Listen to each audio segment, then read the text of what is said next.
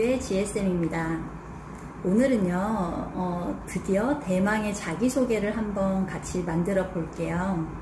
제가 지난 영상에서도 말씀드린 것처럼 면접 준비를 할 때 자기소개부터 만들면은 너무나 이제 좀 광대하다 보니까 어떤 걸 해야 될지도 모르겠고 부담이 많았을 거예요. 그래서 장점부터 만들고 그리고 자기소개로 넘어가면은 훨씬 더 편하게 그리고 알차게 만들 수 있을 거예요. 지난 영상에서 이제 장점을 어떻게 만드는지 보셨잖아요. 그래서 오늘은 그 장점을 활용해서 자기소개를 한번 만들어 볼게요.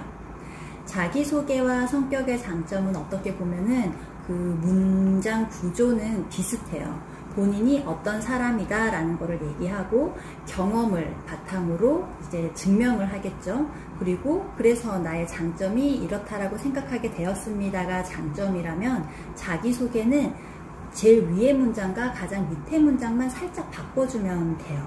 어떤 식으로 바꾸냐면요. 지난 영상에서 자기소개의 예를 들었던 어떤 학생의 답변에 의하면은 저는 해야 하는 일이나 하고 싶은 일이 생기면 스스로 할 수 있는 방법을 찾아 실천에 옮기는 그런 적극적인 성격이 저의 가장 큰 장점이라고 생각합니다 라고 얘기를 했어요. 이 부분에서 장점이라고 생각합니다 이 부분을 생략하고요. 저는 이런 적극적인 성향을 가진 지원자입니다. 또는 저는 이런 적극적인 성향을 갖춘 사람입니다 라고 첫 문장을 바꾸면 돼요. 그리고 똑같이 그 경험을 중간에 넣는 거죠. 그래서 그 친구 같은 경우에는 동계올림픽에 참석을 하고 싶어가지고 뭐 어떻게 참석을 하면 될까 해서 알아보던 찰나에 봉사활동을 할 수 있다라는 정보를 접하고 봉사활동을 자진해서 했었다라는 스토리를 넣었었고요. 마지막에 이런 적극적인 모습을 보고 주변 사람들이 많이 칭찬을 해줬기 때문에 저의 가장 큰 장점이라고 생각하게 되었습니다 라고 마무리를 했었어요.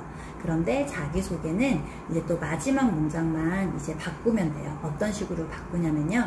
자기소개는 본인의 장점 그리고 마지막에 다짐 또는 포부로 연결을 지으면 되는 거거든요.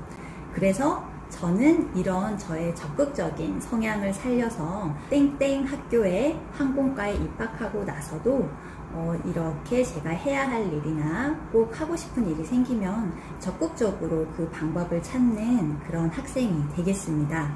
또는 저의 이런 적극적인 성향으로 땡땡 학교의 항공과에 입학하고 나서도 항상 배움에 게을리하지 않고 꼭 해야 할 일을 적극적으로 찾는 그런 학생이 되겠습니다 라고 하면 되는 거예요. 너무 쉽죠? 그래서 본인의 장점을 제일 먼저 찾고 본인의 성격적인 장점을 정리한 후에 그리고 자기소개로 넘어가면 되는 거예요. 그렇다면 여러분들이 자기소개는 이제 이렇게 간단하게 만들었지만 지원 동기에서 또 많이 막힐 거예요. 지원 동기는 약간 달라요. 여러분들이 예습을 한번 해보라는 취지에서 이제 지원 동기의 구조를 잠깐 말씀을 드릴게요. 지원 동기도 그리고 자기소개도 어떻게 보면은 본인의 역량을 어필하는 공통점이 있어요. 하지만 자기소개 같은 경우에는 본인의 역량에 포커스가 돼서 더 많은 본인의 역량적인 부분을 얘기를 해야 되는 거면은 지원 동기 같은 부분에는 본인의 역량이 이 해당 학교에 뭐랑 잘 맞아서 본인이 더 성장할 수 있다라고 생각을 하는지에 대해서만 넣으면 되는 거거든요. 그래서 여러분들이 본인의 장점 그리고 자기소개가 완성이 됐다면은 한번 지원 동기도 한번 생각을 해보세요. 그 지원 동기에는 여러분들이 이제 가고 싶어하는 학교의 지원 동기일 수도 있고요. 또는 여러분들이 승무원이라는 직무에 지원하게 된 동기일 수도 있어요. 이렇게 두 가지를 구분을 지어서 본인의 역량을 어떻게 어필할 수 있는지 한번 생각을 해보시고 이런 문장 구조를 잘 생각해서 한번 만들어 보시면 다음번에 제가 지원 동기편으로 찾아왔을 때 본인이 만든 거와 제가 말씀해 드리는 거에서 좀 차이점을 찾으시고 보완할 수 있을 거라고 생각을 해요. 자기소개편 너무 쉬웠죠? 자, 오늘 당장 장점을 만들지 못하셨다면 장점부터 찾으시고요. 그 다음에 장점을 잘 접목해서 자기소개까지 완성해보는 시간 꼭 가지고 주무시길 바랄게요.